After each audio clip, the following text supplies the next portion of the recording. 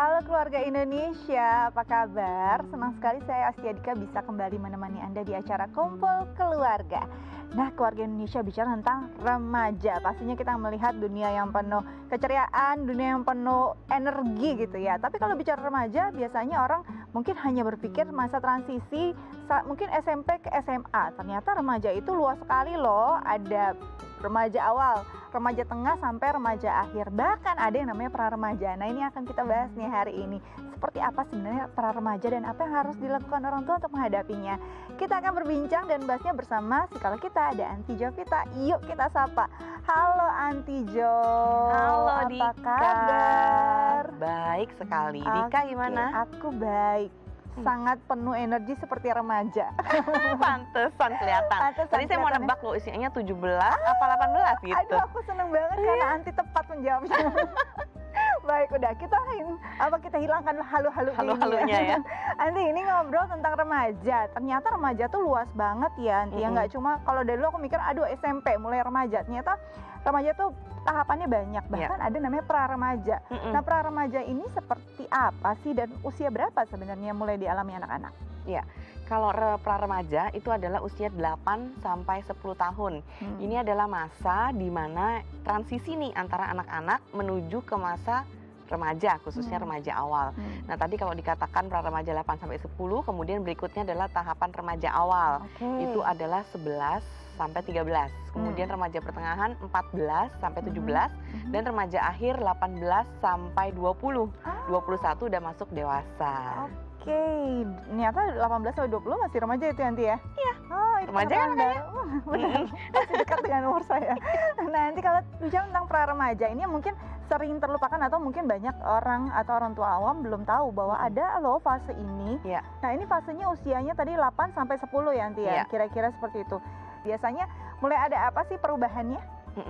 Nah, perubahannya ini memang banyak ya, karena dia adalah masa persiapan dari anak-anak menuju ke fase remaja. Jadi kita lihat dari perubahan fisiknya pun anak-anak sekarang juga udah banyak yang ada perubahan fisik gitu. Misalnya contohnya menstruasi kalau untuk cewek ya. Kita kan dulu biasa umur-umur 11 gitu ya. Nah, sekarang pun dari umur 9, 10 udah banyak yang menstruasi gitu.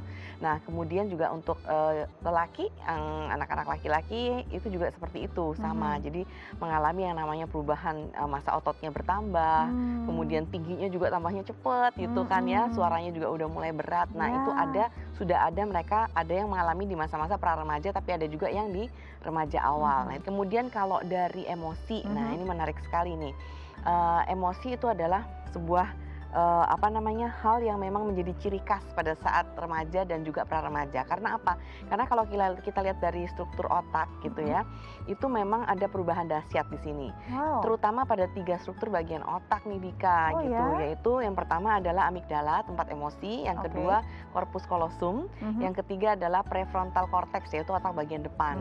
Nah, pada saat pra-remaja ini yang penuh adalah di bagian amigdala, yaitu pusat emosinya. Nah, sehingga kadang remaja itu suka sensi kalau diajak ngomong dikit, apalagi kemudian nggak sesuai sama perasaan dia gitu, atau kemudian dia lagi sibuk, kemudian kita ajak ngomong, wah itu jawabnya bisa nyolot gitu kan ya.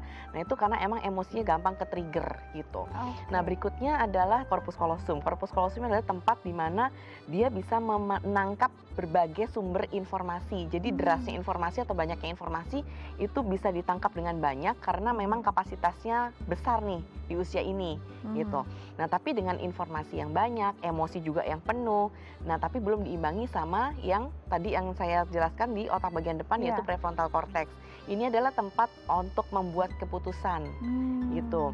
Nah, jadi makanya untuk membuat keputusan ini akan optimal fungsinya pada saat masuk nanti di usia 21 atau di dewasa. Saat dia dewasa. Iya, betul. Jadi ini adalah fungsi yang memang belum terlalu berkembang. Yang berkembang adalah tadi bagian emosi sama juga di corpus callosum untuk menerima informasi. Apa sih artinya ini? Artinya adalah walaupun si pra-remaja ataupun remaja awal ini merasa dirinya ini udah besar, udah tahu banyak, aku sudah harus bisa berdiri sendiri, aku punya keputusan sendiri. Harus cari jati diri. Inilah aku. Terus dia bandingin sama temennya, terus dia menjadikan identifikasi kelompoknya menjadi identifikasi dia, Betul. tapi dia harus ingat bahwa dia tetap perlu yang namanya sosok orang dewasa, yaitu terutama ayah dan ibunya, untuk diajak berdiskusi, berbicara, sharing, karena tadi itu terutama untuk pengambilan keputusan, karena pada usia mereka belum penuh nih fungsinya. Jadi bimbingan orang tua justru sangat dibutuhkan di Sangat saat-saat dibutuhkan. seperti ini ya. Iya, betul. Tadi kalau kita bicara